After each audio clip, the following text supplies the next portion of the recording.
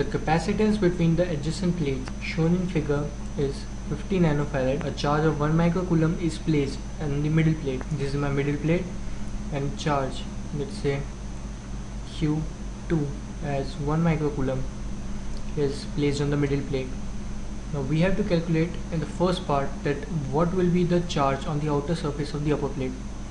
Now let's say that 1 microcoulomb is charge given to the middle plate, then we have the capacitance of this capacitor and the capacitance of this capacitor, let it be C1 and C2.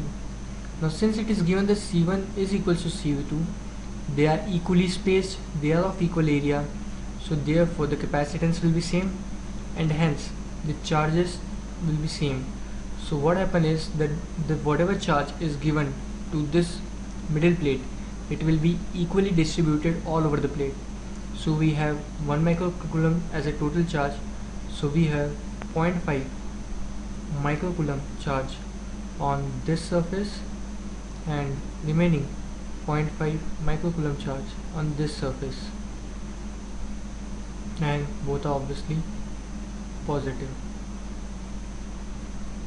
This is also positively charged. What will happen is that since it is forming a capacitor, so some negative charge has to be appear on this way surface, and since it is a capacitor, then the charge should be equal and opposite. But since no charge is given to this plate, so this plate has to be electrically neutral, that is Q net has to be equal to 0.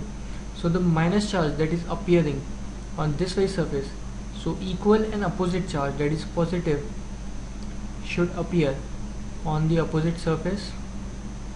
And also if let's say Q charge is induced over here, so this charge will be also Q. Now we have to calculate the charge on the outer surface. Now the charges between the capacitor will be same, so this Q will be equal to minus 0.5 microcoulomb, and so this Q will be positive and opposite of it, so we have Q as 0.5 microcoulomb. That is the answer for the first part. In the second part, we have to calculate the potential difference developed between the upper and the middle plate. For say we use the formula Q is equal to CV. We have charge as 0.5 microcoulomb. Capacitance is given as 50 nanofarad, that is 10 to the power minus 9 into potential. So on solving this, we get potential as 0.5 into 10 to the power minus 6 divided by 50 into 10 to the power minus 9. This gives us answers 10 volt.